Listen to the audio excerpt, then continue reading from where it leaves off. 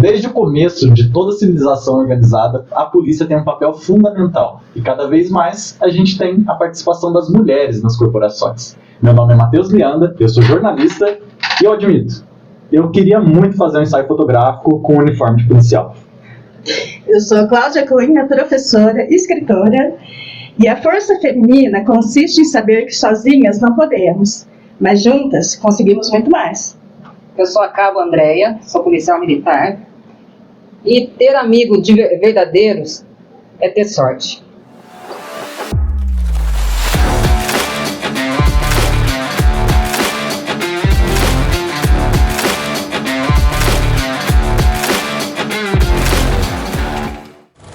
Essa semana a gente está aqui então com a Cabo Andréia e ela vai contar um pouco pra gente de como que é a rotina na polícia, né? Então vamos começar daí já, como que é o dia a dia de um policial? O que a Globo não mostra? Nossa, muita coisa.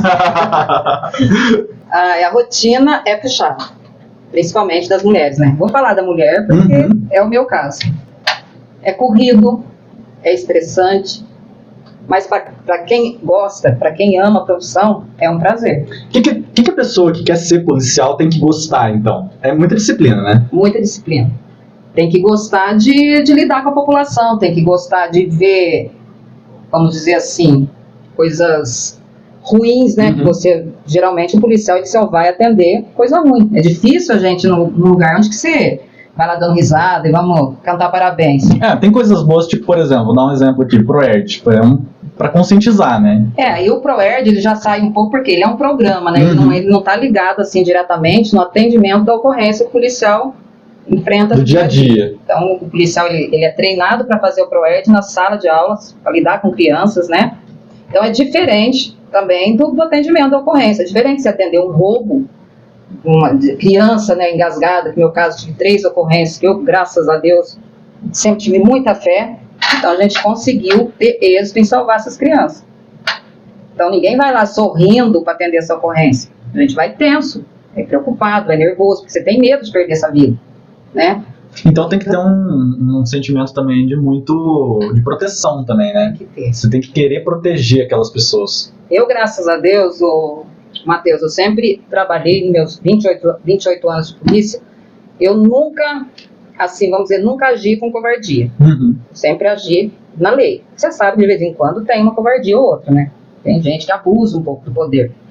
E eu não, eu sempre desloquei para minhas ocorrências, assim, eu fico emocionado.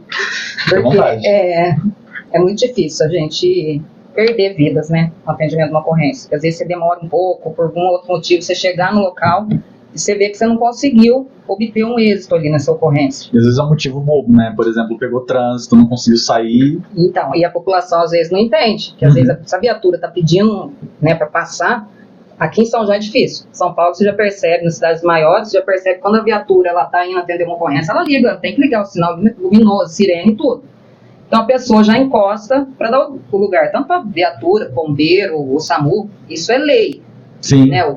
Geralmente aqui em São João, os motoristas parece que não entendem. Teoricamente a gente aprende isso quando tá tirando a carta, né? Então, mas não põe em prática, né? A maioria não põe. E o que acontece? Você tá indo com a viatura, a pessoa fica na tua frente, parece que ele faz de propósito. E às vezes você tá na correria, você tem que chegar no lugar, no local da ocorrência. Um roubo, uma ocorrência de uma agressão mesmo, de violência contra a mulher, você precisa chegar, você tem 2 minutos para você chegar. Porque se você chegar em 10, só que você chegar de repente já matou, ou já aconteceu algo pior. Então é assim que funciona, e às vezes a gente tem essa dificuldade de chegar no local. Nesse vê, São João cresceu demais, nós estamos passando aí de 100 mil habitantes e a cidade é grande de extensão. Então quando tem uma viatura lá no Resedaz, vamos dizer assim, então, tem uma outra ocorrência na Serra da Paulista, ela tem que ter, se ela tiver 2 minutos para chegar nesse local, ela precisa ir muito rápido. Se é uma ocorrência grave, ela precisa chegar logo. Então, às vezes, ela não consegue, por conta de trânsito, por conta das pessoas que não cooperam nessa situação, né? Não sei se, de repente, é porque a cidade sempre foi muito pequena e nunca teve tanta ocorrência, assim, grave, né? E aí as pessoas não estão acostumadas a lidar com isso, né? Não sabem o que fazer quando tá vendo uma viatura chegando que precisa passar. Acho que as pessoas ou ficam assistindo ou travam, não sabem que é pra tirar o carro da frente, né? Muitas pessoas eu acho que não sabem. Porque é difícil, às vezes a gente tem que bater na porta da viatura, eu mesmo já fiz isso muitas vezes, bater e pedir licença que a gente precisa passar, a gente precisa chegar no local. E aí quando a viatura resolve desviar e passar pelo lado assim, ainda fala que é estúpido, né? Tá. Que o policial lá, Eles podem. o dono da rua. André, e como que foi o momento que você decidiu que você queria ser policial? E como que foi a reação da família? Porque eu imagino que não tenha sido fácil, né? Na verdade, eu fui assim, eu prestei o concurso porque eu trabalhava de secretária de médico aqui em São João, né? Depois trabalhei junto com a doutora Luísa e eu vi que tinha aberto, né, o edital para a polícia. E eu já vi algumas policiais aqui em São João, as primeiras que chegaram aqui lá em 1900 e alguma coisa. Eu entrei em 95 na Polícia Militar. Na verdade, eu fiz a prova em 95 e 96 e me formei. Então eu vi aquelas policiais andando ali no centro da cidade, essa época elas nem arma usavam só a sainha, né, um saltinho. Era um uniforme mais feminilizado, assim, né? Coquinha, sempre assim, tudo, mas nem arma não usava. Então as primeiras policiais militares, ela era só para orientar um idoso, atravessar uma rua, né, lidar com criança, ficar mais na praça ali, nem atendia ocorrência, assim. Já quando eu entrei já armada, já para atender o mesmo tipo de ocorrência que o homem atende, a mulher atende também. Eu sempre fui em ocorrência, tanto faz uma ocorrência de roubo, tem 2, 3 indivíduos armados lá, tanto faz uma mulher ir e um homem ir. O treinamento é o mesmo? O treinamento é o mesmo, antigamente não. Antigamente eles usavam as mulheres mais para essa função mesmo, de fazer palestra, de atravessar um idoso, ficar nas praças ali. E já quando eu cheguei, então eu vendo essas mulheres aqui em São João, não sei se você lembra, Valquíria, Valéria. E eu falei, não, eu quero ser policial. Aí eu prestei o concurso, fui passando e fui gostando, acabei fazendo a escola. Na escola eu já percebi que era aquilo que eu gostava mesmo. Sempre fui assim, meia brabona, vamos dizer. É a tua fama, né? Aí eu falei, vou firme. Minha mãe não gostava muito não, porque eu fiquei um tempo em Limeira, um tempo em Piracicaba, então ela sempre me falava, eu falava o que a gente via lá, né? Ela falava, vem embora, deixa aí, vem embora, eu ficava com medo, né? Porque Sim. Pai e mãe tem medo. Meu pai não falava muito não, mas minha mãe sempre me ligava, eu sempre ligava para ela, na época nem tinha telefone para ficar ligando, então dentro do quartel, às vezes eu achava um orelhão e ligava. E ela falava, vem embora, e mãe, né? Mãe preocupa. Eu falava, não mãe, eu vou aguentar firme aqui, eu vou ficar. E aí fiquei, né, em Piracicaba um tempo, em Limeira, foi a minha escola. Depois eu vim para São João no finalzinho de 96.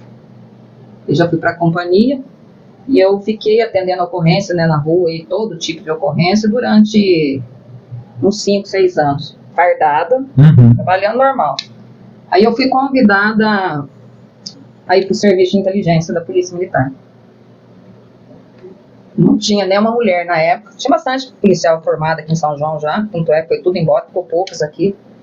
E eu fui convidada e eu acabei aceitando. Que é o serviço de inteligência, não sei se vocês já ouviram falar, a gente só faz investigação, tanto do público interno da polícia, né, a gente investigava os próprios policiais, e também criminal. Essa é a promotoria que eles falam ou não? Não, é dentro da própria Polícia Militar, tem um serviço que chama Serviço de Inteligência, que é, você vai fazer as investigações, você vai acompanhar, por exemplo, tem uma denúncia que um policial está fazendo qualquer coisa errada, vamos dizer assim, praticando qualquer crime. Então a gente vai disfarçado, né, a gente tem que estar sempre paisano, usei peruca algumas vezes para poder fazer o serviço, e aí a gente vai acompanhar esse policial, a rotina dele, para a gente verificar se essa denúncia que chegou para a gente é verídica ou não, para a gente poder encaminhar um relatório para o comandante tomar as devidas, né, para poder ou mandar embora ou excluir das carreiras militares, e assim que a gente faz. E criminal também.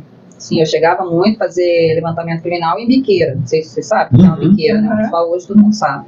Então nesse serviço de inteligência eu fiquei por mais de 20 anos. Então, como é que funciona? Você tem que ir até a biqueira, por exemplo, e ficar observando, ou você coloca equipamento de escuta, essas coisas? Não, a gente vai e fica observando, e muitas vezes tem um amigo, trabalhei muitos anos com um colega, eu devo falar o nome dele, é o Ricardo, aprendi muito com ele, então todo mundo achava que eu era esposa dele. De tanto que vocês trabalhavam junto? De tanto que a gente ficava muito junto. Então nesse serviço eu trabalhei nos 16 municípios. Cada dia eu estava num lugar, Mococa, Piratiba, Casa Branca, todos os lugares eu estava lá. Eu era a única mulher policial que fui para esse serviço. E quando a gente tem já todas essas informações, a gente vai e passa para o operacional, que é o pessoal fardado, que vai lá e vai cumprir aquele mandado. A gente encaminha para o promotor pede os mandados de busca, né? E aí é quando acontecem, por exemplo, aquelas mega operações que a gente vê em jornal, com helicóptero e tal, depois de todo esse serviço de investigação, Isso, né? Quanto tempo que pode demorar um serviço desse? Depende. Tem serviço assim que você consegue um mês, tem serviço que você fica um ano, você não consegue chegar onde você precisa chegar. Uhum. Porque você tem que estar com as informações certinhas, tudo concluído, para você dar continuidade nessa operação. Você não vai chamar um canil que vem de São Paulo, tem Piracicaba também, mas né, isso é mata, né, que a gente precisa do cachorro para poder localizar a droga onde está enterrado. Você não vai acionar um helicóptero para vir de Piracicaba aqui se você não tem as informações concretas para passar para essa operação. Pelo custo mesmo, né? Também pelo custo, porque é gasto. Que nem essa ocorrência que teve na Serra da Paulista, que a gente perdeu lá a menina. Uhum. Foi no meio do ano passado, né? A Maiara. Então, esse daí a gente trabalhou muito nessa ocorrência, para a gente poder tentar chegar a quem era a pessoa, que a gente já sabia, né? Porque no dia antes, não sei se vocês acompanharam, ele tentou também agredir uma mulher que na Saldanha Marinho no hotel, porque ele estava ficando no hotel. Uhum.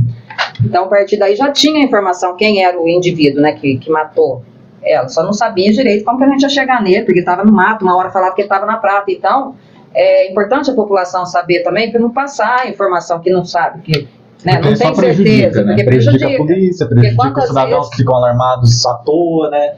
Quantas vezes a gente deixava de ficar ali na Serra da Paulista durante a noite para a gente ver se ele saía na estrada, né, para a gente conseguir prender esse indivíduo? A gente às vezes recebia informação, ele está lá em São Roque, ele está em Águas da Prata. Então saía todo mundo ali, ia todo mundo para Águas da Prata, depois saía todo mundo, ia lá em São Roque, não, o cara estava ali. E muitas vezes até é gente que está bem intencionada, né? Mas essa ânsia de ajudar acaba mais porque muitas as pessoas passavam, olha, eu vi ele andando na linha do trem, tenho certeza que é ele e tal. Então, você não pode deixar de acreditar, né? Você porque tem que ver tudo. For, né? Você tem que ir. A polícia, principalmente quando tem trote, essas coisas, a polícia militar tem que ir. Porque como é que ela vai saber se é um trote ou não? Eu lembro que quando eu era criança teve uma campanha nacional de mobilização para parar um pouco com esses trotes, né? Porque parece que as pessoas não entendem que é dinheiro nosso mesmo, que tá indo embora por causa disso, né? Não entende. Hoje diminuiu muito os trotes. Antigamente tinha muito. Eu já cheguei a trabalhar também no Centro 90, né, no Central de Atendimento, e tinha muito. Na época que tinha orelhão, a gente tinha muito trote.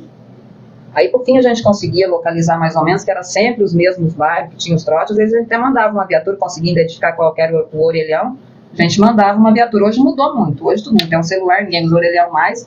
Então é muito difícil ter um trote. Mas tem, né? Acontece. Que coisa, né? Tem que fazer um serviço de inteligência que atrapalha todas as investigações importantes só para identificar onde está o trote. Algumas investigações, a polícia coloca que a investigação está em sigilo. Agora, então não está recebendo mais informações, não está dando mais informações. Tem isso também. Como assim? Você fala denúncia? Por exemplo, aconteceu um crime. Aí teve toda aquele alarde.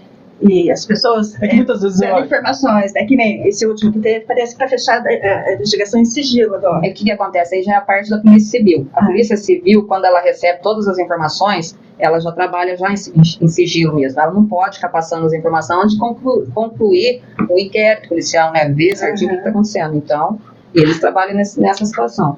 Porque a Polícia Militar não é para fazer inquérito. A Polícia Militar é um serviço preventivo. Então, até aproveitar que você está falando disso, desculpa interromper, mas é que nem estava na pauta, mas eu acho importante a gente abordar isso. Qual que é a diferença, então, entre a civil e militar? Muita gente não entende por que tem duas polícias. Então, a polícia militar, ela é ostensiva, né? Ela é policial fardado, na viatura caracterizada. A polícia civil tem também a caracterizada deles. Mas a função da polícia civil é só investigação. É uma polícia investigativa. Então, a polícia militar, ela vai pegar a ocorrência, vai atender a ocorrência ali na rua, né? Qualquer estabelecimento comercial, casa, e vai conduzir essa ocorrência lá para a delegacia. A delegacia que vai fazer o boletim de ocorrência dele e instaurar o inquérito, se for necessário, para fazer a investigação. Aí eles que começam a investigação. Entendi. No caso, tem um furto, por exemplo, uma residência. A polícia militar ela vai lá no local, ela vai fazer um boletim de ocorrência que constatou que teve um arrombamento e tal, né? E vai encaminhar todas as informações para a Polícia Civil da continuidade. Ela que vai investigar, né, se tem algum outro tipo de furto naquela rua. Então vai montando. A parte de estatística. Para ver se chega no autor. Vamos falar isso porque às vezes as pessoas comentam, aconteceu um crime, um furto, e ninguém fala mais nada. Parou, a polícia não fez mais nada. É porque está em investigação, então. Tem que continuar a investigação, porque aí é eles que vão chegar no possível autor, né? Eles tem a perícia também, que faz parte da Polícia Civil. que vai lá e vai tirar a impressão digital se for necessário, vai fazer as fotos. Quando tem uma ocorrência de homicídio, vamos dizer assim, né? Homicídio, a polícia militar, quem quer que chama, primeira polícia que chega no local sempre é a polícia militar, porque é um 90 que o povo liga. O povo liga para tudo, até para perguntar nome de rua é 90 que eles ligam. Então, aí você vai atender a ocorrência, no local lá você constatou, né, a pessoa lá ferida, você tem que chamar o SAMU, mesmo você não pode falar que você está vivo, se ela está morta, porque quem constata o óbito ali é o médico. Então, constatando ali esse óbito, você tem que isolar todo aquele local, acionar a perícia, né? Porque nesse caso aí é obrigação do delegado de polícia comparecer no local. Ele tem, é um crime grave, né? Então ele vai ali, ele já vai colher todas essas informações para poder começar a investigação para ver quem que foi o autor se não foi preso em flagrante, né, para investigar para quem foi o autor desse homicídio. E é importante dizer que isso, independente da hora do dia, né? Ou da noite ou da madrugada. Então, e já aproveitando, como que é conciliar a vida de mãe, dona de casa, com essa loucura que é, né? E você tem que ter o apoio da família. Porque que nem você falou, com o teu parceiro, né, de polícia. Você ficava praticamente mais com ele do que com o marido, né? Então, é que eu sempre falava pra ele, Ricardo, eu fico muito mais com você aqui dentro dessa viatura, viajando pra lá e pra cá, do que com meu marido. E eu tinha, graças a Deus, tive muito contato com a esposa dele, a gente era muito amigo, né? Somos amigos ainda, porque também não é fácil, né? Não é fácil pra ela ver o marido dela junto comigo, todo mundo achando que nem sabia quem era meu marido, achava que eu e ele era casado.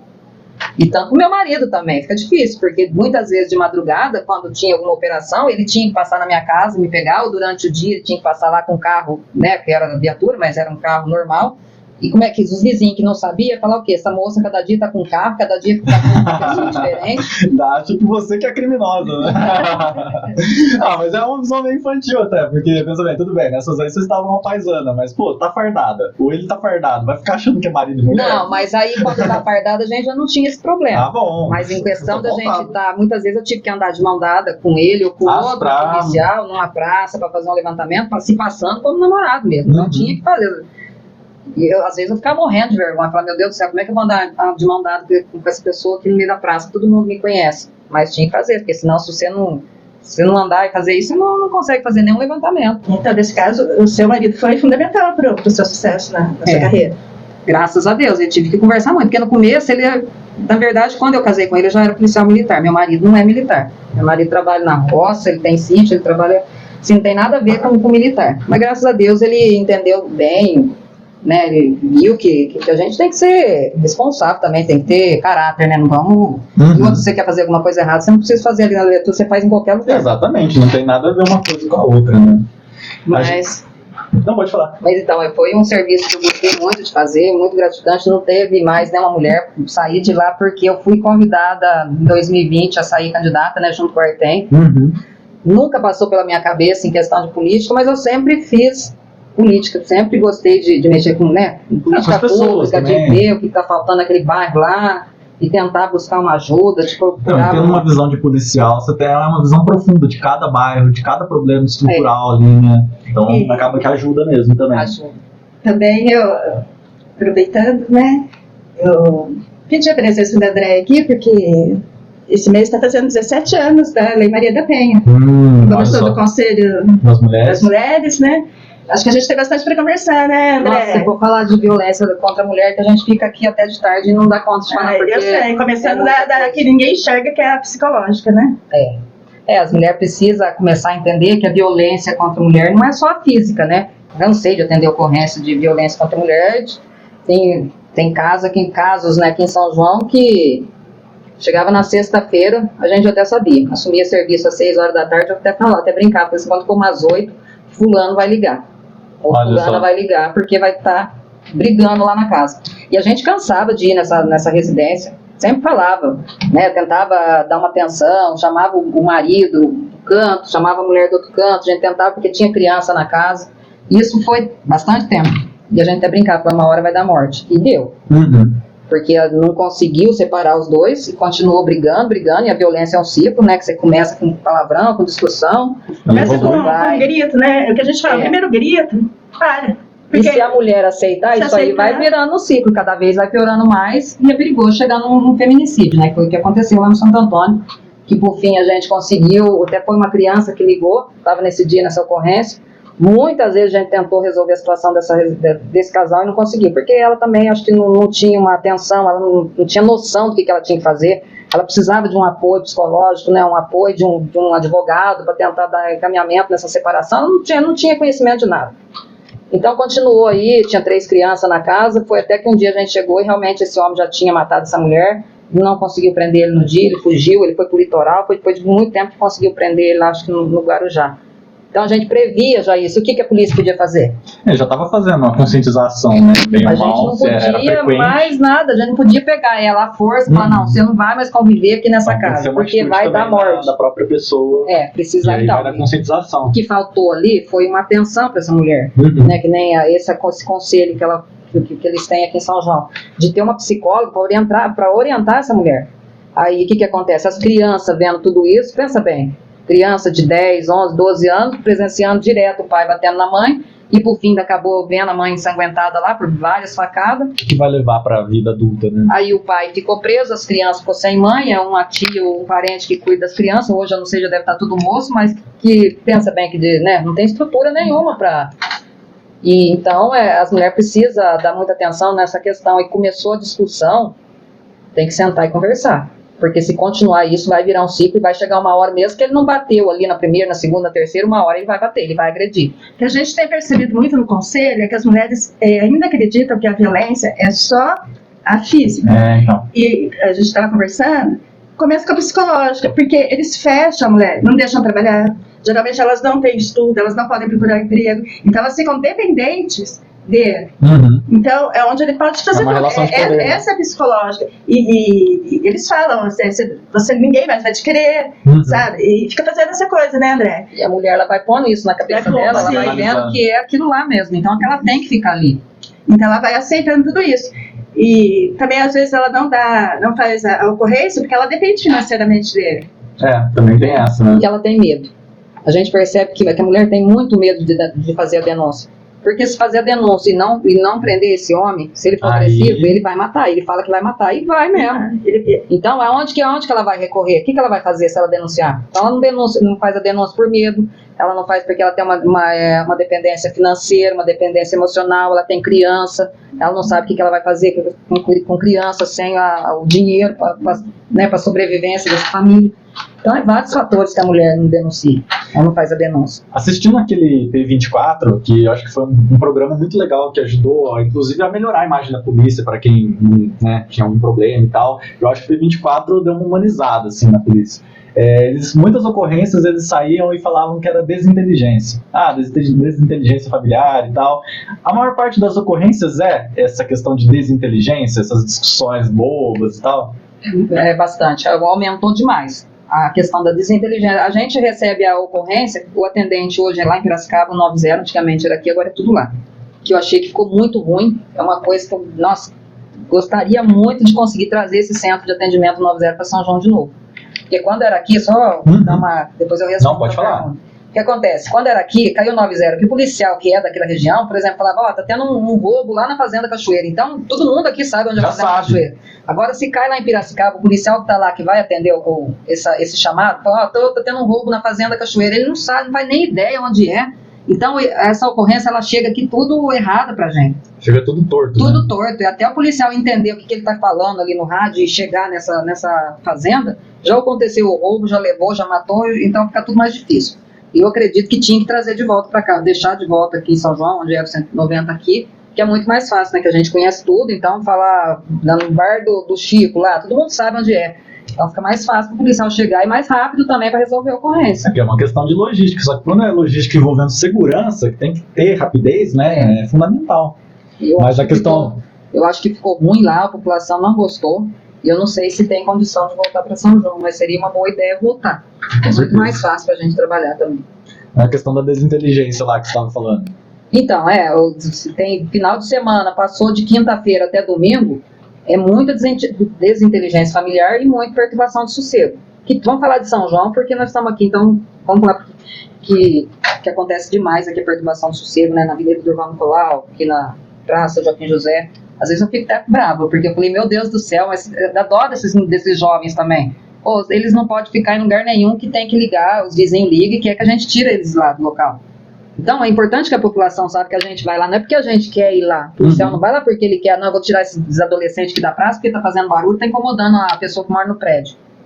É ruim pra gente, porque a gente vai lá, porque a gente tem que cumprir a ordem. É ruim pra todos os lados, né? Porque, assim, bem ou mal, a praça é cercada de prédios. Então ela vira a caixa acústica, né? O barulho às vezes não tá alto na praça. Às vezes a galera tá conversando, ouvindo música baixinho na caixa de som pequenininha. Só que quando aquilo lá vai subindo, vai crescendo. Então quem mora nos andares mais superiores parece que tá na casa deles o rolê, E eu vou te falar uma coisa que quem tá ouvindo vai detestar ouvir, mas a verdade é essa. Se você sabe, na verdade, se você compra, vai morar ou vai alugar ou compra um prédio na frente de uma praça ou uma casa no final de rua, eu sempre falo que casa em final de rua não se compra, beira de rio não se compra, em frente de praça não se compra, não se aluga. Por quê? Porque você sabe que onde tem uma praça vai ter um problema de vez em quando. Exatamente. Seja um tráfico de droga, seja um barulho, um som, sei lá, qualquer coisa, vai ter. Que é onde as pessoas se reúnem. Então, tem que comprar já sabendo que vai ter. É lógico que perturbação de sossego não pode. Desde o momento que você começou a perturbar o vizinho, seja um latido de cachorro, um barulho de qualquer coisa. Tudo isso é perturbação de sossego. Pode ser 9, pode ser 1h da tarde, pode ser meia-noite, porque o povo ainda tem a ideia que depois das 10 não pode, que até as 10 ele pode. É o famoso depois das 10, né? Eu também achava que era depois, não existe. A lei não fala que é depois das 10, a lei fala que é qualquer hora do dia ou da noite. Depois das 10 é um consenso, né? Tipo, deu 10 horas, agora vamos... É um consenso, é verdade. Então, por exemplo, o teu vizinho tem um cachorro que late a noite inteira, ou tem um galo. Já fui atender ocorrência de galo também, porque o galo cantava, assim, barbaridade. Ele cantava das 9 horas em diante, ele não cantava de madrugada. Então, o que você tem que fazer? Você tem que ir lá e você tem que orientar a pessoa. Falar, você está atrapalhando o vizinho, então a gente tem que fazer uma ocorrência. Porque não importa, tem gente que acha que é só um barulho de música. Não, um carro ligado, um caminhão ligado na porta da tua casa, se você se sentir incomodado com esse barulho, é perturbação de sossego. Você tá engraçado. Ô moço, não precisa falar do seu galo. Não, dá uma machada no galo. Não, e ele teve que vender mesmo o galo. Isso é importante a população saber que não é só barulho de som e que não tem esse negócio de horário, né? Que a questão da praça aqui, da Avenida Durval Nicolau, é onde o povo se reúne. São João já não tem lugar nenhum para os jovens então, se isso reunir. Que eu estava pensando, que opções os jovens têm? Tanto que tava um tempo atrás a galera se reunindo no distrito, né? Então, foi tanta ocorrência de tanta operação que a gente fez lá, que a gente precisou tirar eles de lá. Então você tira de um lugar, eles vão para o outro. Por quê? Jovem gosta de sair de casa. Eu também fui jovem. Então todo mundo, a molecada gosta de sair, gosta de se reunir. Então agora aqui em São João você não pode deixar na Avenida Durval Nicolau, que é uma operação atrás da outra. Agora fizeram ali, colocaram placa na metade da avenida, coisa da prefeitura, que não pode parar carro ali. Por quê? Se parava ali, ficava com o som ligado. Então quem mora ali não gosta de ouvir o barulho de som. Então quem mora na avenida, no mínimo um pouco de barulho vai escutar, porque é carro da hora. Então foi indo até colocar essas placas aí. Também não gostei. Eu acho que tá errado. Eu acho que a via pública é pública, então você tem que parar. Então quer dizer que se eu for lá, eu não tô com o som ligado, eu também não posso parar. Também não pode parar. Porque você vai beneficiar uma classe e a outra classe não vai ter benefício. E aí é o direito, né, ao livre. Então, aí, se eu não me engano, lá acho que é de quinta a domingo também, ou de sexta a domingo, não me recordo agora. Eu não gostei daquilo. Eu acho que está errado, eu acho que tem que ser uma coisa que beneficia todo mundo. Eu acho que se eu não posso parar, por que quer dizer, eu não posso parar por conta de coisa errada do outro. Então eu acho errado. Fizeram lá, acho que é coisa da prefeitura aqui do setor de trânsito. E assim vai, né? A gente tira esses jovens de um lugar, eles vão para o outro, e eu acho que aqui em São João não tem lugar para esse pessoal se reunir, porque tem bastante barzinho, mas e quem não tem condição de sentar no barzinho aqui hoje também não fica barato. É o que a gente vê, porque as pessoas hoje lá no Durval Nicolau se reúnem ao redor de um carro de um deles lá, e é isso que eles têm, né? Então. A galera vai no depósito, senta na praça, porque você vai sentar num barzinho, né? Quanto que você vai gastar? Não é todo mundo que tem condição de fazer isso. Nem eu não tenho condição. Exatamente. Se eu fosse jovem hoje com o salário que eu ganho, eu não tenho condição de ficar toda sexta, sábado, que eu quero sair de casa, eu quero me divertir, eu quero aproveitar a vida. É toda uma estrutura que você tem que colocar no custo, né? Então, às vezes, a pessoa só quer realmente se reunir ali. Eu acho que São João peca muito nessa questão aí de ter um lugar bom para os jovens frequentar hoje, que seja acessível para todo mundo, né? Agora não pode fazer nada ali na Durval, porque os moradores ali não querem saber de barulho. Aí eles saem dali, vão lá na Avenida Otávio Basto, na frente da Fior, subindo ali, para o carro ali, também não pode ficar muito ali, porque tá com o som ligado. Mas a casa é lá, 3 km do bar, e tá falando que tá escutando barulho. Então, eu vou falar uma coisa para você. Eu acho que o povo de São João precisa rever um pouco isso. Tem que ter um pouco de, né? Pelo amor de Deus, uma vez ou outra, escutar o barulho, o que tem. Lógico que se ficar toda noite, aí já é demais. É uma coisa domingo à noite, que aí segunda-feira você tem que acordar cedo e trabalhar, né? Mas, gente, final de semana dá pra ter uma certa flexibilidade aí. Tem que ter um pouco, porque senão como é que faz? Todo mundo também quer viver um pouco, né? Agora, se não quer ouvir barulho de nada, aí já não pode morar numa avenida, aí já não pode morar na frente de uma praça. Eu acredito Exatamente. Assim. Né? Porque não tem condição, porque também o povo fica revoltado. A polícia vai vir aqui de novo, vai tirar nós daqui de novo, nós estamos quietos. Tá? Às vezes você chega no local, a gente até pede desculpa, porque a gente tem que ir. Não tem jeito de ligar lá e você fala, não vou lá porque eu já sei o que é, não vou. Você tem que ir, às vezes você chega lá, tá baixinho, às vezes eles baixam porque sabe que a viatura vai chegar. Aí você vira a esquina e aumenta de novo o som. Mas a gente conversa, muitas vezes eles abaixam o som, eles saem, vai para outros lugares. Mas aqui em São João, o maior tipo de ocorrência no final de semana é essa questão da perturbação do sossego e a desinteligência, né? De domingo principalmente. Passou das 2 horas da tarde, que a gente costuma falar depois da macarronada, né, e da cerveja, aí vem a briga. Aí sempre tem. A gente costuma falar, é desinteligência familiar, ou desinteligência marido contra mulher, maioria das vezes né? Mas tem muita desinteligência hoje também, que eu tenho visto aumentar muito. Até eu estava fazendo uma pesquisa, agora eu afastei, né, porque eu vou aposentar em setembro. Então, quando eu estava trabalhando ainda, estava lá na nativa, vamos dizer assim, eu estava fazendo um levantamento, uma pesquisa, de quantas ocorrências envolvendo violência doméstica ou violência contra a mulher a gente estava tendo aqui em São João e na região, fazia na região porque eu atendia todos os 16 municípios, mas eu estava separando também São João. Quantidade de ocorrências que tinha, por exemplo, em 2021, quantas que teve, 2022, quantas que teve, que resultou em feminicídio, ou que resultou em algum outro tipo de lesão, que deixou a mulher com alguma deficiência. Eu estava fazendo. Aí, por fim, eu afastei para a política também, e saí candidata a deputada, né, em 2022. Parei de fazer, porque dá um pouco de trabalho. Você tem que voltar lá atrás, nos BO, procurar um por um. Analisando. E eu estava fazendo essa pesquisa, porque eu acho que é interessante a gente saber como que está, se está crescendo muito, para a gente poder agir nessa questão, né, que nem agora a Cláudia falou que tem essa comissão. Enquanto eu fiz de 2021 até 2022, eu vi que teve bastante aumento. Aqui em São João. Eu achei que você ia falar que teve redução. Não, até o André e Matheus e o pessoal que está vendo. No programa do Artem, o viajante fica responsável pelas notícias policiais. Eles até brincam que é a parte ruim, né?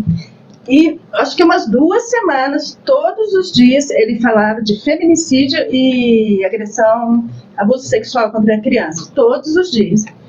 Aí o Artem falou assim, aí o viajante falou, parece que está aumentando, parece que a coisa está ficando pior. O Artem falou, não está pior, está melhor.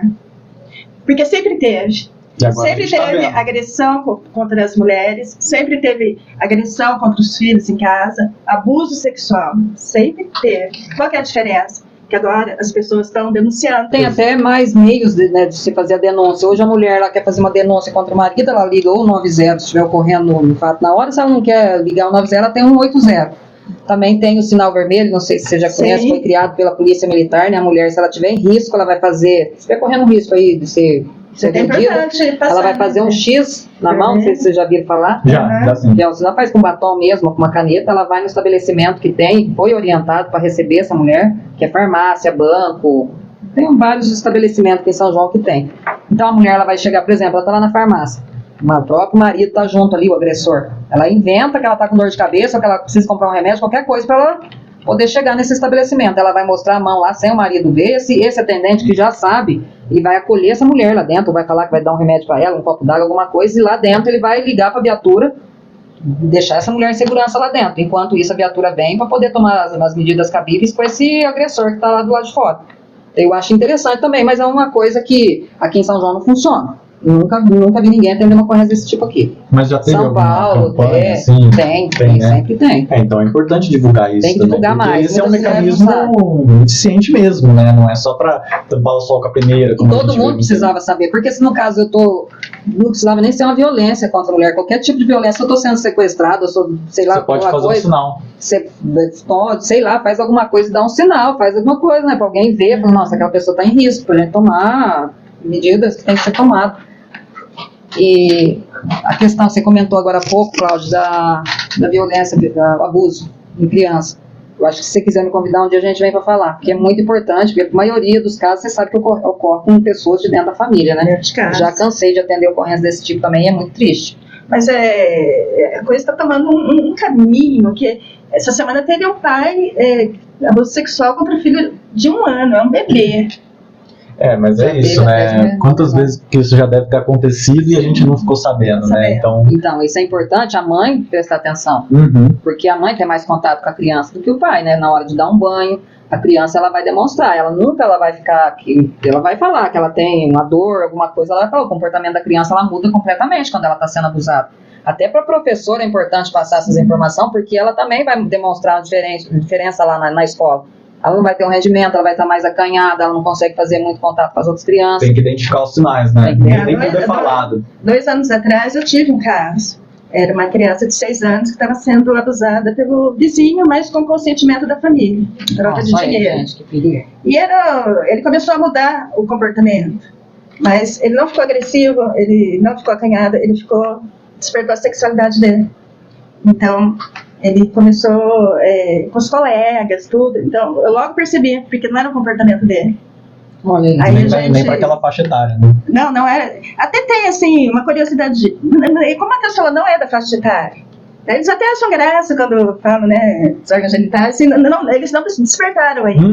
E, de repente, ele teve toda essa coisa, assim. Ele ficou muito sexualizado. Ele não falava. Mas você pode fazer através de desenhos. Então, o desenho livre, hoje eu vou fazer a sala de aula, então. Vamos lá, então, vamos para a sala de aula. Sala de aula, com Cláudia Cunha. O desenho livre na escola ele é muito importante. Tem o desenho dirigido, né? O desenho quando a gente conta uma história para a criança reproduzir. E às vezes quando a gente dá desenho livre, alguns pais ou funcionários acham que a gente está matando tempo. Eu digo que o desenho livre é o mais importante. Porque no desenho a criança, se ela tem uma angústia ou uma alegria, se ela não fala, ela coloca no desenho. Né? E muito provavelmente ela vai desenhar alguma coisa que esteja fazendo parte da realidade dela naquele momento. Né? Sim, até se a criança começa a usar só o lápis de cor preto, a gente diz que ela pode estar começando a depressão.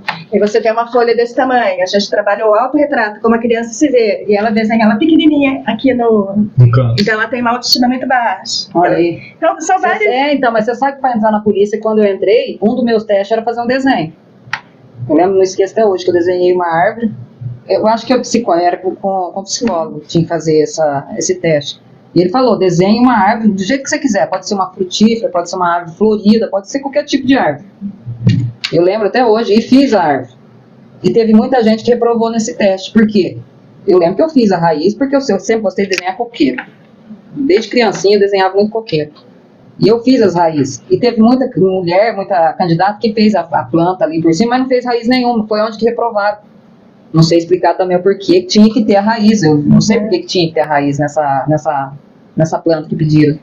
Mas é interessante, né, demonstrar através eu também nem imagino, deve ter alguma coisa a ver com ter uma base só. Eu acho que tinha que ter, sei lá o quê, porque... Da criança, a gente fala que ela tem, a raiz é a base, ela tem uma estrutura sólida em casa, né? Então a gente trabalha muito o desenho livre, eu costumo levar em casa, no final de semana, para dar uma olhada mais séria. E esse menino começou, primeiro ele desenhou uma criança chorando, era ele, aí eu separei. Depois eu fiz mais uma sequência, até chegar ele desenhando ele com o vizinho, os dois sem roupa. Aí eu juntei tudo, eu não sou psicóloga, mas eu estudo muito psicologia infantil, e levei para a psicóloga. Falou, vamos juntar a família. Aí a mãe falou que estava precisando de dinheiro, aquela coisa. Nossa, mas que brincadeira, né? E que o vizinho era um senhor de idade já. Nossa. E era um menino de 6 anos. Aí foi tirado da família tudo, levado para o abrigo. Uma coisa imperdoável, né? Quando vem de estranho já é imperdoável, mas quando vem da própria família. Que é para ser, né, o seu porto seguro. É proteção, né, Matheus? E então tá acontecendo muito, né, André? Muito. Mas graças a Deus agora tem, né, consegue mais identificar mais rápido que antigamente, antigamente quando não tinha tanto aonde se denunciar, exatamente. Tem gente que viveu a vida inteirinha sendo abusado Que normalizou. Menino, e ninguém nem ficou sabendo, às vezes nem a família ficou sabendo, porque a pessoa que está sendo abusada, um adolescente está sendo abusado, ele não tem nem coragem de falar. Uhum. Ele tem medo, ele tem vergonha. E se não tiver aquela confiança nos pais, porque os pais também, eles têm que passar a confiança pro filho, olha, me conta tudo, eu sou teu amigo, É importante. né? Então, se você não teve essa né, postura dos pais em casa, ele não vai contar, Não conta. né? O que você falou, passou a vida inteira acontecendo, e ele vai reproduzir, porque tem essa coisa de quem foi abusado vai ser um abusador. É verdade mesmo. Não é uma regra, né? Mas tem uma forte A maioria. propensão Se não tiver um aí. tratamento, porque é tão difícil você levar essa carga sozinho, né? Deus me livre, cara. Não gosto nem de pensar nessas coisas. Bom, antes de a gente fazer o álbum de recordações, eu queria fazer uma pergunta diferente aqui, porque você agora tá se ligando às artes? Como que é isso? Olha, nasce uma atriz, né? Eu falei pra Cláudia que eu sempre tive vontade de fazer um monte de coisa na minha vida que eu não consegui fazer durante os meus 28 anos de militar. Com a rotina que você não tinha. tinha tempo, e, né, com criança pequena, com casa, trabalhando na polícia, não tinha condição de fazer. E agora, como eu já tô dando entrada já na minha aposentadoria a partir de setembro, então eu quero fazer tudo que eu tive vontade de fazer que eu não fiz, porque eu tenho saúde, graças a Deus. Eu acho que eu não tô tão velha assim, vamos dizer, que dá pra fazer um monte de coisa. Com certeza. Mas agora eu comecei a fazer, não sei se a Cláudia acho que acompanha, eu gosto de fazer caminhada. Por que eu gosto de fazer caminhada? Porque cada dia eu vou caminhar num lugar, e cada dia que eu vou num lugar eu gosto de ver o que tá de errado ali E naquele ela lugar. vai falando, olha o fôlego dela. Ela vai caminhando e vai falando. Aí eu vou nos lugares, faço minhas caminhadas nos bairros, né, o pessoal gosta. Uhum. Semana que vem já vou lá no Durval Nicolau, que eu nunca fui no bairro do Durval Nicolau. Uhum. Tem as pessoas mais carentes que eu costumo ir, porque eu acho que lá onde que tem as pessoas que têm uma classe social melhor, dificilmente eles estão precisando de alguma coisa ali. É mais nos bairros mais carentes mesmo. Então, eu estou fazendo isso, porque antigamente eu não conseguia fazer nenhuma caminhada. Faço minha caminhada, vou na ginástica. Agora estou entrando no vôlei, que eu gostava de jogar vôlei quando eu era criança, né? Até meus 12 anos eu jogava vôlei, porque eu estudava no Teófilo lá e gostava muito de jogar vôlei. Agora já estou começando a jogar vôlei e eu fui convidada aí pelo pessoal da Fernanda Docem para participar de uma peça no teatro. E eu aceitei, né? Lógico, eu sempre tive vontade de fazer, sou péssima em teatro, não tenho postura ainda, preciso começar a aprender, né? Mas você já tinha tido alguma experiência antes? Nunca, jamais. Palco só no ProErd ou não? Não, no ProErd eu nunca fui, eu não dava aula de ProErd. Ah, bom, então nem no palco você não... Eu já fui, já ia fazer parte do ProErd, assim, mas eu não era instrutora de ProErd. Uhum. Porque eu acho que eu tenho uma cara muito brava pra lidar com criançada. Mas tem os personagens. Que faz falta. Você pode fazer a Malévola. Aí fui convidada pela Fernanda a participar dessa peça e eu tô lá, tô tentando, vamos ver o que vai dar, mas eu acho que vai ser bem legal. E aí o personagem é uma personagem super meiguinha. É bom, você tem que pegar então eu tenho que esquecer. É o contraponto, né? Desconfortável mesmo, né? Mas tá difícil ainda pra mim sair desse ritmo aí de militarismo, aí de ser firme, de ter essa cara fechada assim. Pra fazer a personagem dela vai ser bem difícil. Eu não posso ser sincero, eu acho que o que falta um pouco no teatro é um pouco de militarismo mesmo. Falta um pouco de disciplina nas artes, que também não é pra ser jogado de qualquer jeito, não. Mas vamos ver, tô gostando. Mas que bom que você tá aberta, né, a novas experiências. Assim. Eu gosto muito de teatro, então... Levado pra psicologia, você pode, através do teatro, descobrir que você é super meiga. Então, você tem jeito de mentir. Eu acho que você é super meiga. Por baixo da carapaça. Porque a gente precisa, tava falando pra Cláudia, a gente precisa, como militar, ter uma postura. Assim, de autoridade. Porque eu, como mulher, pequenininha do jeito que eu sou, se eu chegar numa ocorrência onde tem um indivíduo armado com um revólver lá, eu não posso chegar lá falando baixinho, meiguinho, com aquela carinha, né, caída assim. Não, eu tenho que chegar lá, peito aberto, com cara de bravo, com a arma na mão, e tô aqui pra resolver o problema. Porque eu, graças a Deus, entendi muito, tive até troca de tiro, e nenhum homem chegou perto de mim. Porque não pode deixar chegar também, né? Porque se ele chegou ali perto, você já perdeu a autoridade. Perdeu a ocorrência. Porque se um homem chegar perto de mim, ele vai me tomar arma, porque eu não tenho uma força de um homem. Então a gente tem que medir 3 passos de distância desse cara, e se ele passar desses 3 passos, você atira. Se você não tem um colega forte aqui do lado para tentar segurar esse homem, você vai perder a ocorrência, você vai levar tiro. Então tudo isso, às vezes a pessoa... É pensado, né? A gente treina para isso. Você vai atender uma ocorrência onde tem um indivíduo armado de faca, que eu já cansei de atender também, você não pode estar 3 passos perto desse indivíduo. Se ele dá um passo para você tem que dar um para trás Uhum. e já usar taser, né? Que hoje a polícia usa taser. Antigamente não tinha nem taser pra gente usar. Que o taser não é letal, né? Não, é uma arma de choque, né? Que você tem. Você consegue derrubar ele ali, mas é questão de um pouco segundo também. É o tempo de você tirar a faca dele e algemar. Uhum. Que é assim que funciona a taser. Então, por isso que eu falo que às vezes a gente não pode ter a cara boazinha, vou chegar lá molinha falando baixinho, não, tem que chegar falando com firmeza e colocando, e você sabe que os homens, os caras, eles respeitam muito mais a mulher do que às vezes o próprio homem. Mas eu acho que isso faz muito sentido, porque a gente cresce. Não, se eu chegar perto dela, ela vai me matar, porque Sim. o que ela vai fazer? Não, mas aí que tá, mas a gente cresce tendo todo esse contato com a autoridade feminina, né? Porque normalmente é a mãe, depois tem a avó, depois tem a professora, né? Então todas essas autoridades femininas, você já tá acostumado a obedecer. Mas eu vou falar pra você. Mas a esposa, né? Tem que obedecer, né?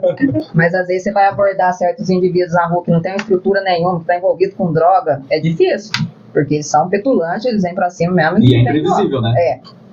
Bom, eu queria ir pro álbum de recordações, mas antes eu queria fazer uma pergunta muito tonta. Mas veio aqui na minha cabeça, eu vou fazer e...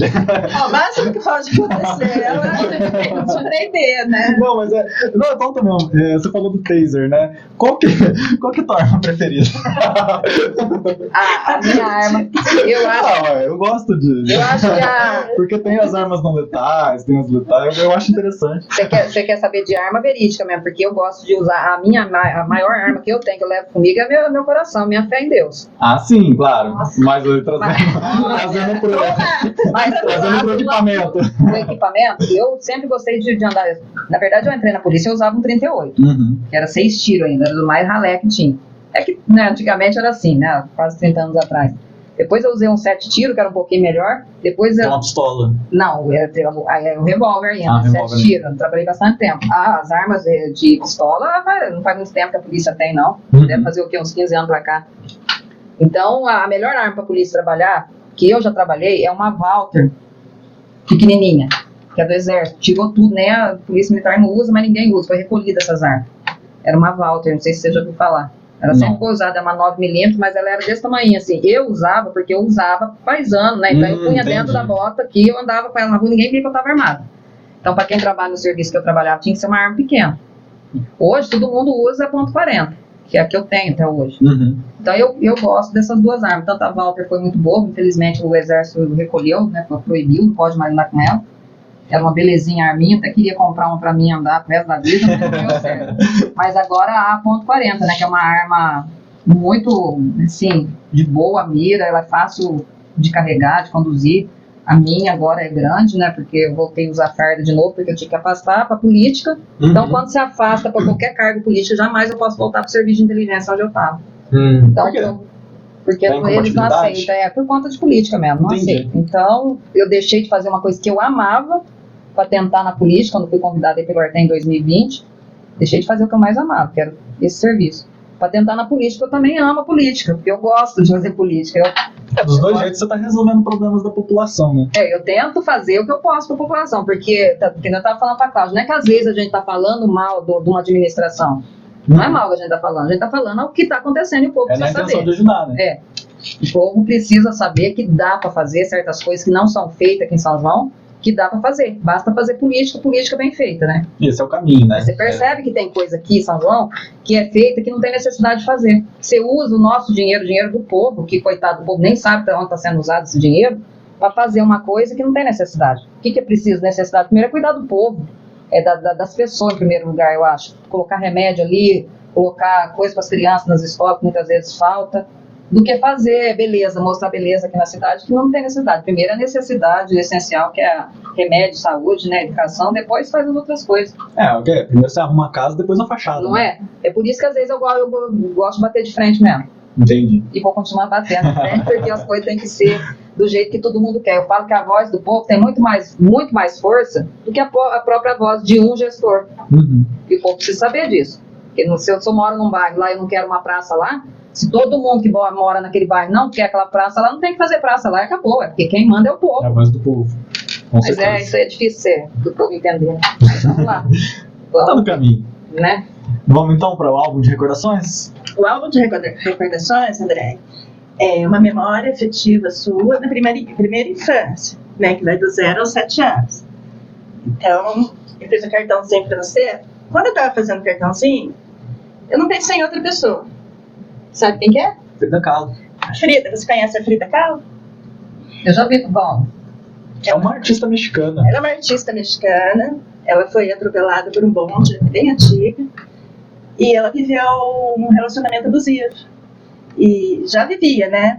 E o sonho dela era ser artista. E depois ela ficou numa cama. Imagina como que se tornou mais ainda esse relacionamento. E aos poucos ela foi se empoderando Inclusive as obras dela são baseadas nela. nela. Ela sempre... Ela se redescobriu, né? Ela se reempoderou. Ou se empoderou. Ela é o símbolo das mulheres empoderadas. Que não aceita abuso, que não aceita... tudo isso que a gente falou, né? Que é a nossa luta também. Subserviência. Mesmo numa cadeira de rodas, e isso eu estou falando bem no começo do século, ela teve força de conquistar o sonho dela, que era ser pintora, se tornou famosa, e o marido abusivo dela, aquilo que a gente falou também, dizia que ela não ia conseguir se manter, porque dependia dele, ainda mais numa cadeira de rodas, e ela ficou numa situação muito boa financeiramente por conta dessa paixão dela, que era as artes. Então ela tem livros que ela escreveu dessa força, e ela não teve apoio de ninguém, essa força ela teve que buscar dentro dela mesma. Então ela é um símbolo das mulheres. Eu pensei em você. nossa, que linda. E tem uma frase aqui para você. Gostaria que você. É uma frase dela, ela tem várias frases. Eu gostaria que você lesse essa frase e falasse o que tiver na mente. A frase está aqui fora. Aí fora. O que não mata, me alimenta. Você quer que eu fale sobre essa frase? Se você quiser. O que não mata. Sei lá. Bom, eu acredito que nem você falou do empoderamento da mulher, né? Eu acho que assim, o que quer dizer essa frase? Que pelo que eu entendo, o que não mata me alimenta. Eu acho que me levanta, né? Sim. Me deixa empoderada, vamos dizer assim. E que as mulheres têm que ser assim. Não tem que baixar a cabeça para ninguém, porque nós somos mulheres. Tem que ser... Assim, eu acredito que as mulheres ainda precisam ser mais independentes, não depender de ninguém, para nada. Porque a coisa mais importante que a gente tem é você poder ter o teu dinheiro para você fazer o que você quer. Às vezes você quer arrumar um cabelo, você quer fazer uma unha, você não tem que ficar pedindo dinheiro pro marido para você ter suas coisas. Eu acho que é isso, a mulher tem que levantar a cabeça e seguir em frente. Ser forte, ser guerreira. Exatamente. Não deixar ninguém abalar. Porque nós somos mulheres, nós somos fracas assim de força física. Mas nós somos muito mais fortes em questão de carinho, de emoção, de carinho, como eu posso dizer, que a gente é muito mais forte de tudo em questão de sentimento, né? A gente só não tem força física igual vocês, viu, Matheus? Mas em outras coisas nós somos muito mais fortes. Tanto que é que meu marido às vezes brinca e fala assim, nossa, as mulheres morrem muito depois dos homens. Eu vejo tanta mulher viúva, os homens são mais fracos, mais não sei o quê. Falei, não é que a mulher ela é mais forte, ela é porque ela se faz forte. Porque se você quiser também não querer ser forte, se entregar ao desânimo, exatamente, né, a tristeza, as coisas, você não consegue. Por isso que eu falo, começou a sentir tristeza, alguma coisa, sai, vai num grupo, faz alguma coisa pra levantar a tua autoestima de novo, pra você não cair de uma vez, porque depois que caiu é difícil sair, né? Busca ajuda, né? E só as mulheres mesmo poderiam ter filho, né? Então, exatamente. acho que o homem não aguentava uma gravidez. Não aguentava a gestação, né? Que os enjoos, as tonturas, tudo. E o parto. Eu acredito que a gente é forte, porque eu acredito que eu sou uma mulher forte, porque eu quero ser forte, porque se eu quiser ser fraca e deitar lá e ficar, não, eu não tô boa, hoje eu não vou levantar, não vou fazer nada, eu também vou ser. Sim. Mas não, gente, tem que ser ao contrário. A gente decidiu ser forte. Tem que decidir ser forte, e eu acredito muito em Deus, sou uma pessoa muito católica, né, não sei a religião de vocês, mas eu acredito demais em Deus, e eu acho que sem Deus nós não somos nada. Então a primeira coisa que eu faço na hora que eu levanto, antes de eu levantar, aliás, é agradecer a Deus por mais um dia de vida, porque, né, quantas pessoas que gostaria de estar levantando ali, não tem condição de levantar porque está doente, está com alguma deficiência, alguma coisa. Então é assim, levantar já com energia, com fé e vamos para cima. E como a gente medo de nada. Como a gente estava conversando, né, André? Porque a gente está fazendo umas parcerias aí, né? Estou tentando trazer ela para fazer umas palestras comigo, né? É bom. Será um prazer, vamos. E Esqueci. Eu fiquei emocionada agora. Não, porque eu tô pensando, olha a tríade, a de Lourdes, eu e ela. Nossa, essa é... Ela não conhece a de Lourdes, um beijo, de Lourdes. Bom, depois eu lembro. Vamos, se eu lembrar, senão depois eu te passo no zap, mas era uma coisa bonita que eu ia falar, mas eu fiquei emocionada mesmo. Fica na intenção. Eu fiquei na intenção. Abriu lá, né? Agora, Não era pra abrir? Não, pode abrir. não, André, a lembrança afetiva, né, como eu falei, você vai pensar na Andréia pequenininha, nessa idade, de 0 aos 7 anos. E uma lembrança boa com essa palavra. E tem que ser a primeira, não pode pensar. A palavra que tá aqui? É.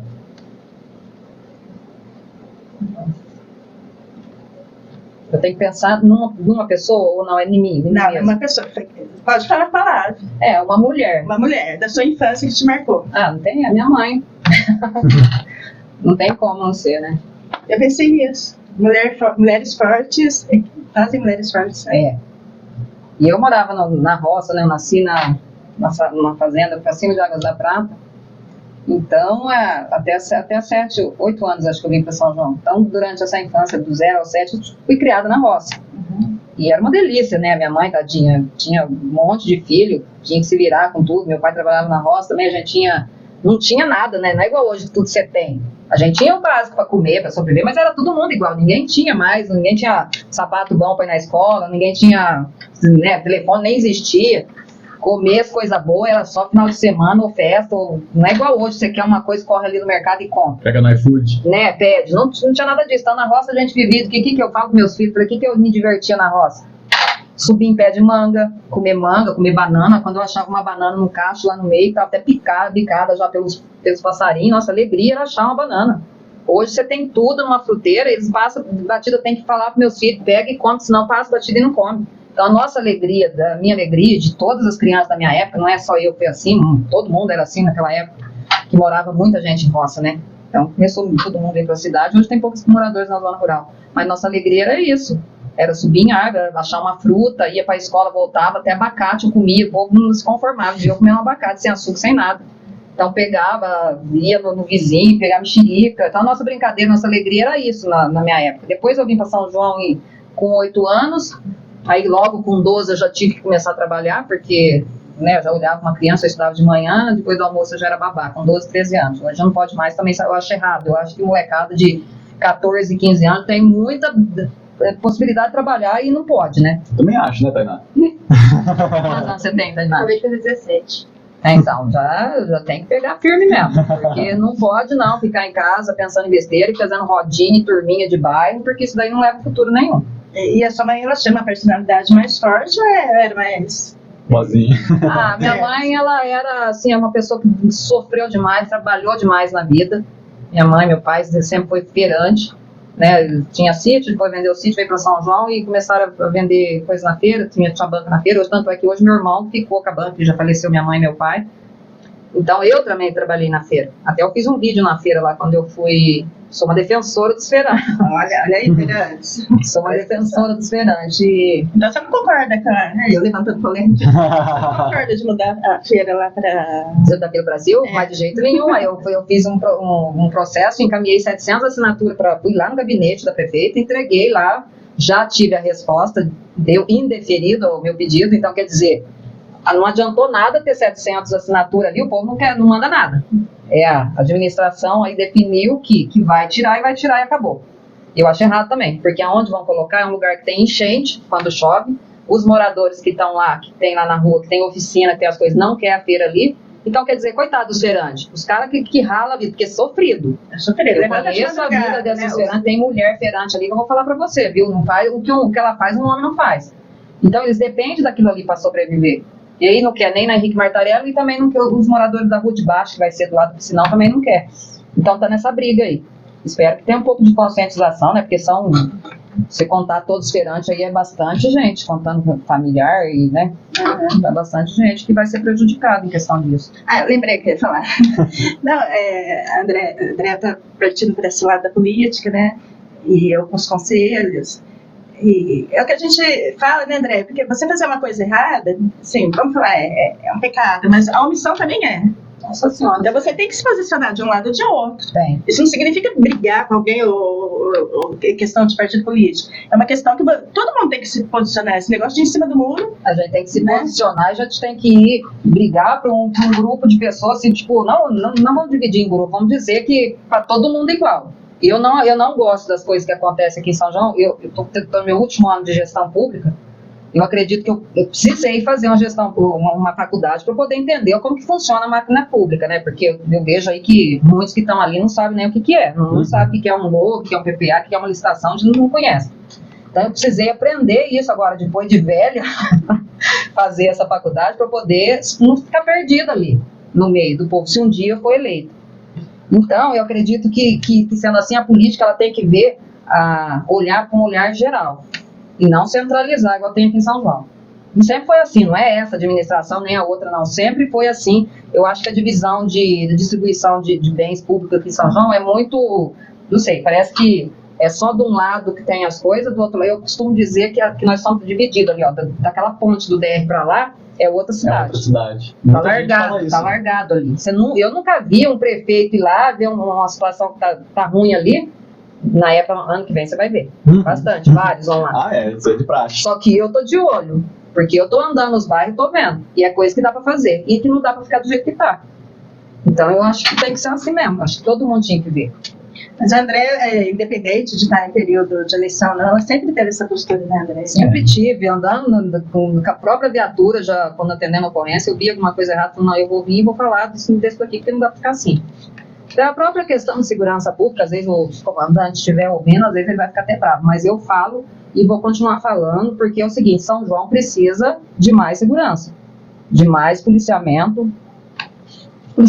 Quando eu cheguei em São João, a gente tinha assim, uma infinidade de polícia aqui que nós fazíamos até policiamento a pé, porque não tinha viatura para todo mundo. Hoje está tão defasado o efetivo aqui em São João, porque uma cidade que já passou de 100 mil habitantes, nós estamos com um efetivo para 50 mil, nem isso. Tem que se desdobrar, né? Então, quer dizer, cadê a política de Estado para mandar efetivo para cá?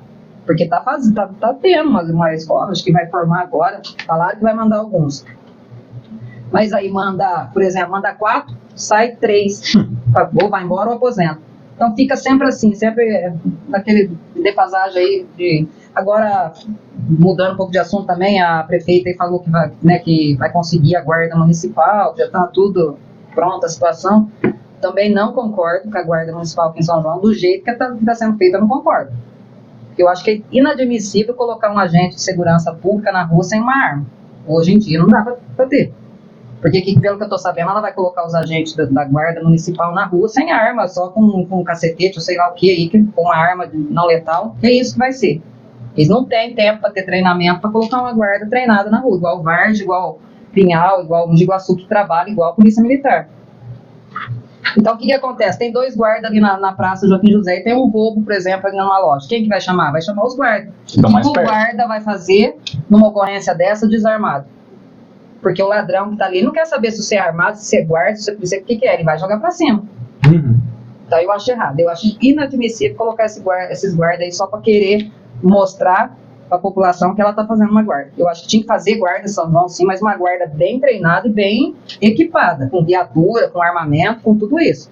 Agora, para colocar a guarda municipal para ficar rodando a praça ali, só fazendo segurança de patrimônio público, não vai servir de nada. É muito dinheiro investido para coisa que não vai ter resultado. Bom, a gente está chegando no final do programa. Nossa, a gente discutiu bastante coisa aqui. Mas ela tem que voltar, porque tem que voltar, tem bastante coisa para ser falada. Eu tenho uma última pergunta para fazer, mas antes eu já vou agradecer a sua presença. Nossa, eu que agradeço, é uma honra estar aqui. Às vezes a gente fica emocionado, às vezes, porque a gente tem muita coisa que passa nessa vida em questão de atendimento de ocorrência, que muita coisa me emociona ainda de lembrar, né, que já tive em cada situação, pelo amor de Deus. Então, às vezes a gente dá essa perda. Desculpa é você, o lado humano, né? A gente emociona mesmo. Quer falar alguma coisa, agradecer? Quero agradecer a André, né? Eu acompanho ela nas redes sociais. A gente nunca teve oportunidade, né, André, de se encontrar. Não, mas agora a gente vai ter, vamos sentar um dia, vamos bater um papo das mulheres aqui, vamos ajudar as mulheres de São João. Sim, eu já convidei ela para estar participando da gente do conselho. E vai ser só um ganho pra gente, né? E falar da admiração que eu tenho por você como pessoa e o seu trabalho também. Agradeço, Cláudio, muito obrigada.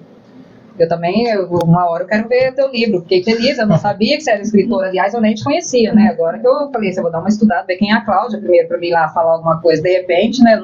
Não sei quem é ela, o que ela vai falar comigo. Então eu dei uma olhada, vi o livro lá, Jardineira, né? Uma belezinha. Vou querer ler. Parceria, viu?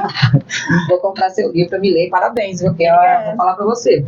Uma iniciativa maravilhosa. Também tenho vontade de escrever um livro, quem sabe um dia não consigo, né? Colocar esse monte de deve coisa ter no bastante livro. coisa pra... Meu Deus do céu. Então, já pegando esse gancho, a gente vê que a polícia, muitas vezes, ela é mal interpretada pela população. Então, o que eu queria fechar te perguntando, o que na sua opinião, é necessário para a polícia ser mais bem vista pela população?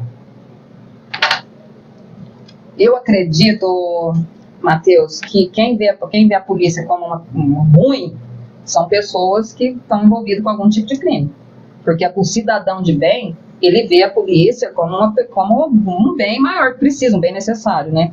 Agora, o que acontece? Essas pessoas que estão envolvidas com crime, nunca que eles vão falar, porque a polícia, ela vai no lugar, ela tem que prender, ela tem que multar. Por que o povo não gosta muitas vezes de polícia? Muitas vezes por conta disso, só que ele não entende que a gente está ali porque você tem que cumprir uma ordem. Você tem que cumprir a lei, você está ali, porque você tem que resolver algum problema. Agora, muitos não gostam da polícia porque eu não posso, por exemplo, a rodoviária, não posso. Isso tem ódio mortal da polícia rodoviária, né? Porque ser abordado ali é uma multa cara, que tem na rodovia, e muitas vezes o polícia ele aborda para fazer a multa mesmo. Então, que você mexer no bolso da população, eles pegam raiva, ódio, todo mundo. Até eu também, se eu for abordada lá em São Paulo com um policial, não, eu vou te multar, lógico que eu vou ficar com raiva, porque tá mexendo, né? No dinheiro. Mas a polícia em si, o que tem que ser, eu acredito que aqui em São João nós temos os policiais aqui são tudo pessoas muito, muito profissional. Você nunca viu falar que aqui em São João tem um polícia bandido, e tem muito isso lá em São Paulo, né, envolvido com milícia, com diversas outras coisas. Então aqui em São João eu acredito que a população assim, pode ficar bem despreocupada em questão a isso. O policiamento aqui é bem treinado, o pessoal que respeita a população. Sempre tem que ter um ou outro que é, por exemplo, o Cardoso, não sei se você já ouviu falar. Todo mundo conhece o Cardoso aqui. Por quê? Porque o Cardoso, quando ele chega no local, ele tem aquela cara de bravo dele, mas ele é profissional, ele nunca agiu fora da lei. Então ele tem que agir ali. Então a pessoa, às vezes, você tem que agir muito, né, em cima, ele fica meio bravo. Mas quem gosta da polícia são pessoas, população de bem. Agora, quem não anda errado nunca vai gostar da polícia mesmo. Claro. E a gente escuta cada uma.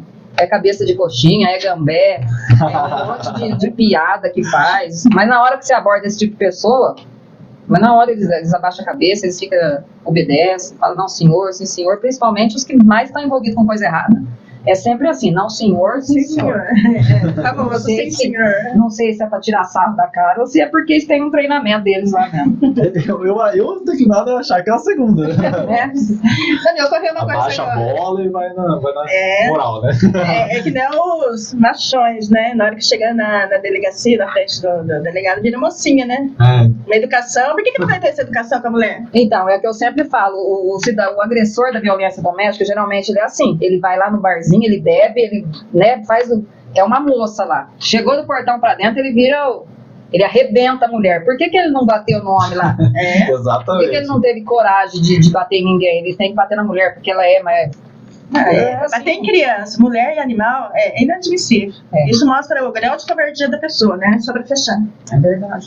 Bom, então a gente termina mais essa conversa que a gente teve. Foi muito legal, agradeço de verdade, Andréia. Nossa, foi muita informação, muitas histórias. Eu acho que eu falei muito rápido na tua cabeça, deixei teu meio zonzo. Eu tô até meio zonzo. Nossa, a gente começou falando de um assunto, foi pra outro, mas isso é muito bom, né? Essas conversas que são boas, que rendem bastante. E pro povo que tá assistindo, fica aí, né? Acho que acima de tudo a conscientização de que os policiais são seres humanos, né? Eles também têm família, eles também têm responsabilidades, eles também têm uma vida fora da corporação, né? Então tem que respeitar não só pela farda, mas porque é outra pessoa, a gente tá lidando com outra pessoa, né? E eles têm a obrigação de manter a lei e a ordem. Se não fosse isso, né? O que a gente já tá vivendo? Então fica aí a conscientização para todo mundo que tá assistindo, o respeito. E eu agradeço pela companhia e pela audiência. E até a próxima semana.